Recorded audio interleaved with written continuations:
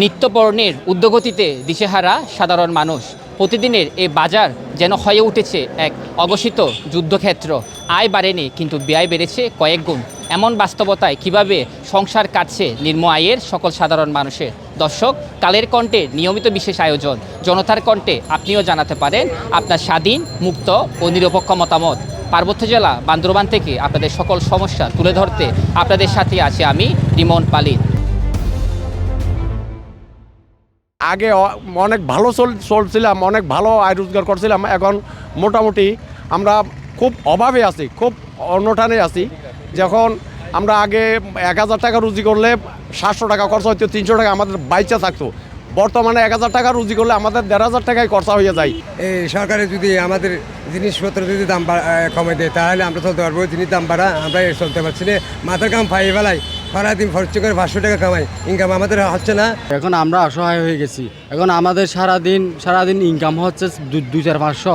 এই 500 টাকা দিয়ে কি ঘর ভাড়া দিব, নাকি খাবো দাবো, সংসারে কত রকমের খরচ আছে, এগুলো দিয়ে আমাদের হয় না। টানা সপ্তমবারের মতো বেস্ট টিস্যু পেপার ব্র্যান্ড হিসেবে স্বীকৃতি পেয়েছে বসুন্ধরা টিস্যু।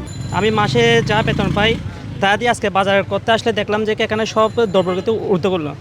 এখন আমার বাসায় হচ্ছে, আমার মা হচ্ছে অসুস্থ। এখন আমার মায়ের জন্য যে 1 কেজি আপেল কিনতে গেলে দেখছে সেটা 300 টাকার উপরে। কিন্তু এখন সব কিছু দাম বাড়তে, গ্যাসের সিলিন্ডার কিনতে গেলে সার দাম বাড়তে, কিন্তু আমার বেতন তো বাড়তেছে না। ইনকামের চেয়ে খরচ অনেক বেড়ে গেছে, জিনিসপত্র ঊর্ধ্বগতি। কারণ আমরা দৈনিক ইনকামের চেয়ে অনেক বেশি জিনিস কিনতে গেলে, মুরগি কিনতে গেলে মাছ কিনতে পারি না, মাছ কিনতে গেলে চাউল কিনতে পারে না, চাউল কিনতে গেলে ডাল কিনতে পারে না। হ্যাং করে চললাম ভাই। আর সাধারণ মানুষ আছে, তারা মনে করে চলতে এখন বেশি কষ্ট বেশি। যারা মনে করে মধ্যম ফ্যামিলি আছে কেউ হইতে পারে, যারা লিখে চালায় হটিয়া ফাট ডেলি, যারা দিনের মজুরি আছে তারা হটিয়া ফাট। দিনে মানে জিনিসের দাম বাড়ে যাবে, কিন্তু জিনিসের দাম না কমের। 400-500 টাকা কামাইলে আমার খরচ দেয়, লেখাপড়া করে বাচ্চার লেখাপড়া হয় না। অনেক কষ্ট আছে, অনেক সময় না খাইও থাকি দুপুরে। অনেক কষ্ট বিপন্ন আছি। এখনও যাবো তো সারাদিন আমি 300 টাকা ইনকাম করছি। এখন এই 300 টাকা দিয়ে আমি গ্যারেজে ক টাকা দেবো আর নিজে বাঁচবো কদ্দূর? মালের দাম ব্যাগিন সব বাড়তি। এখন মালের দাম কমাই নাই। সরকারে যদি মালের দাম একটু কমাইলে ভালো হতো।